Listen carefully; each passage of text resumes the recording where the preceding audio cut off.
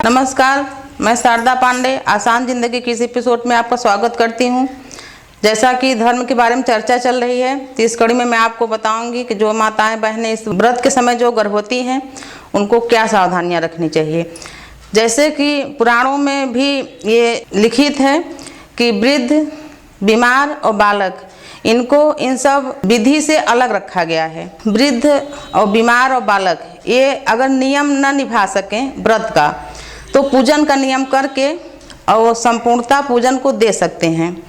तो जैसे कि ग्रहण वगैरह में जैसे चंद्र ग्रहण और सूर्य ग्रहण लगता है, तो उसमें भी यही विधि है कि हम जैसे सुदक काल कुछ घंटे पहले या कुछ घंटे बाद मनाते हैं, तो वो सर्व समर्थ के लिए है, जो स्वस्थ है उसके लिए है। वृद्ध, बीमार और बालक के लिए नहीं है। बीमार वो व्यक्ति होता है जो जैसे कि किसी को 103 डिग्री बुखार है, उसको बीमार तो बोलते ही हैं, लेकिन उनको भी बीमार बोलते हैं। जैसे कि महिलाएं, बहन बेटियां जैसे गर्भवती हैं, तो खुद ब खुद ही ब्लड प्रेशर उनका या तो हाई होता है या किसी का लो होता है, कुछ शुगर भी घट बढ़ जाता है, तो उनको हम बीमार ही मानते हैं। उनको थोड़ा कमजोरी लगती है, थोड़ा दूर चलने पर उनको चक्कर आता है, उल्टियाँ होती हैं, तो वो खुद ही कमज़ोर हो जाती हैं, तो उनको बीमार ही माना जाता है। उनका काफ़ी देखभाल करते हैं।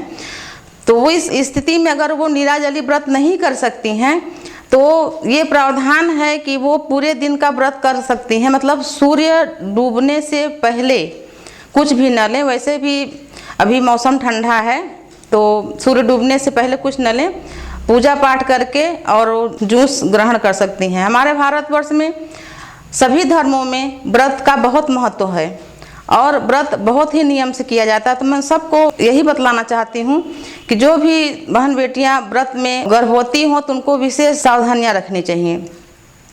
व्रत न करके पूजन का पूरा विधि वो निभा सकती हैं, दान कर सकती हैं, अगर हो सके तो 12 बजे तक जागरण भी कर सकती हैं।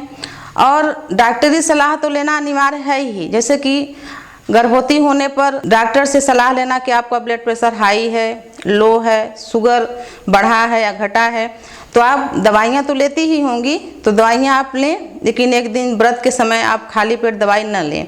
खाली पेट दवाई लेने से आपको फ़ायदा कम, नुकसान ज़्यादा हो सकता है, तो इसलिए आप खाली पेट दवाई न लें।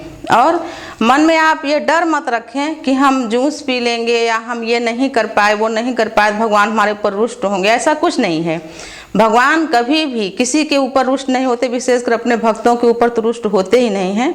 आप प्रसन्न होके आपसे जितना बन सके आप पूजन करिए। और व्रत का जो नियम है वो भी आप दिन में निभा सकती हैं। रात्रि को आप जूस लेना, केला वगैरह फल नहीं खाना चाहिए, इससे आप खाएंगे तो मीठा होता है, इसमें आपको प्यास लग सकती है। तो आप फल को न खा के जूस पीना, और हो सके तो एक बार ही 2 गिलास 1 गिलास जितना भी आप पी सकें।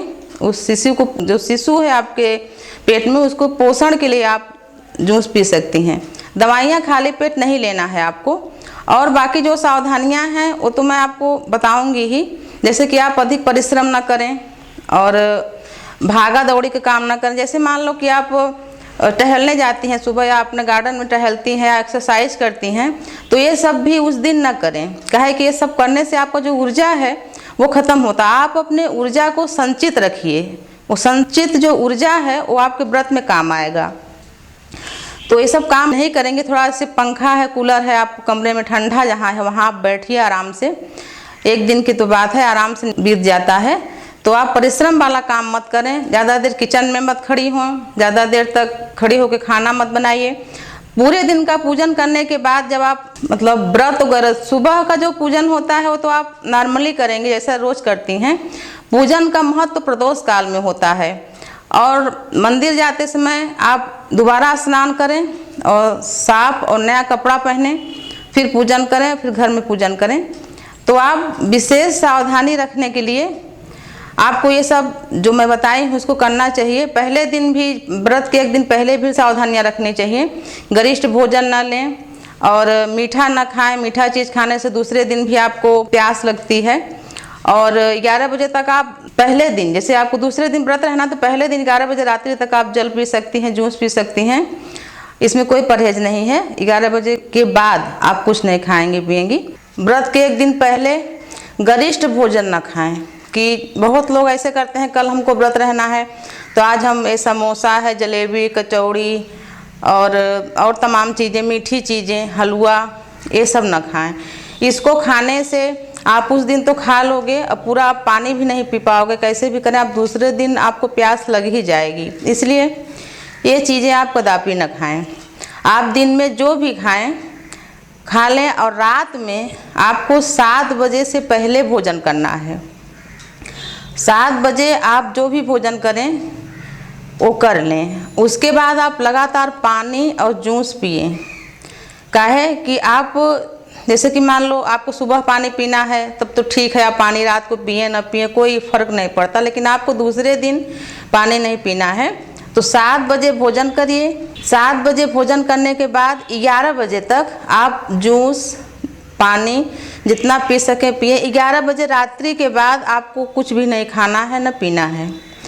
दूसरे दिन जैसे आप गर्भवती हैं तो दूसरे दिन आपको संकल्प लेना है व्रत का। तो उस व्रत के संकल्प में आप भगवान से बोलेंगे कि हे प्रभु, इसके पहले मैं व्रत करी हूँ या पहली बार कर रही हूँ या जैसा भी है, तो अगर मैं अकेली होती तो मैं निराजली व्रत करती, पर हमारे अंदर एक जीव पल रहा है, उसके पोषण के लिए हमको अगर कुछ जल या कुछ जूस वगैरह पीना पड़े प्रभु, तो उसका दोष हमें न लगे, ऐसा आप प्रार्थना करिए। आप निराजली व्रत का संकल्प मत लेना। और अगर आप ऐसा करती हैं तो आपको पूरे दिन में वैसे भी आप संकल्प लेती हैं तो भूख प्यास नहीं लगता है। तो आप जो भी दूसरे दिन का जो पूजा है वो प्रदोष काल में होता है, जो मंदिर का पूजा है। अगर आप परदेश में हैं, आप अकेली हैं, मंदिर नहीं जा सकती हैं, तो आप घर में भी पूजा कर सकती हैं प्रदोष काल में। प्रदोष काल मतलब दिन खत्म हो और रात्रि का शुभारंभ, तो इसको हम प्रदोष काल बोलते हैं। इसी काल में भगवान शिव का पूजन होता है। तो आप आराम से पूजन कर लीजिए घर में, मंदिर में। आपको ज़्यादा परिश्रम अगर मंदिर जाने में लगता है तो आप मंदिर मत जाइए। जो भी मैं पूजा बताई हूँ आप घर में कर लें। घर में करने के बाद आप शाम को यानी रात को पेट भर के जितना भी, मतलब ज़्यादा नहीं, 1 गिलास 2 गिलास जितना भी पी सके जूस पीना। फल मत खाना। आप जैसे केला है, सेव है, कुछ भी खाएंगे ना तो आपको प्यास लगेगी, तो आप सिर्फ उस शिशु को पोषण देने के लिए आप जूस पीजिए।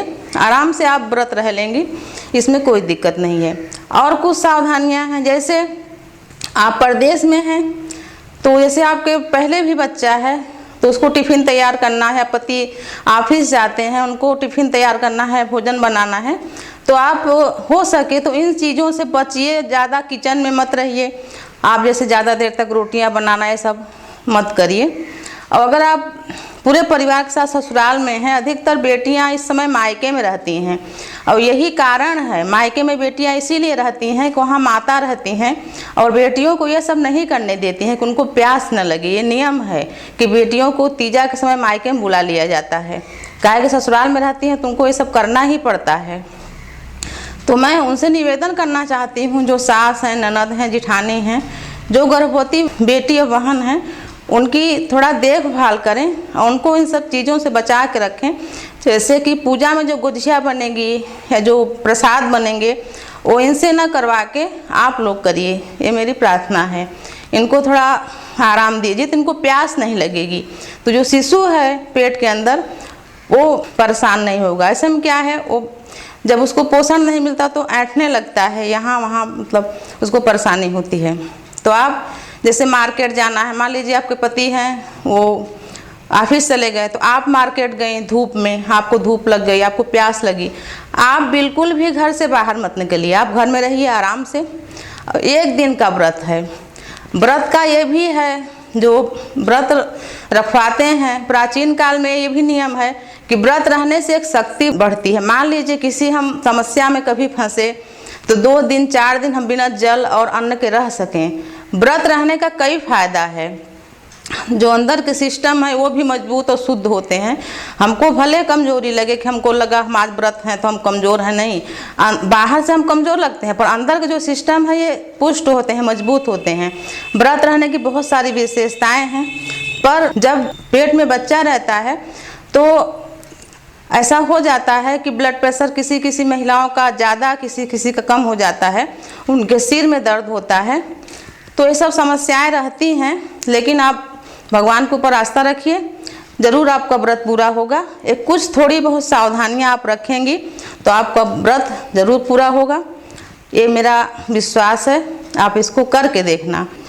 और जो भी और सावधानियां हैं मैं आपको फिर बताऊंगी, जो भी पूजा पाठ के बारे में है। तब तक के लिए नमस्कार।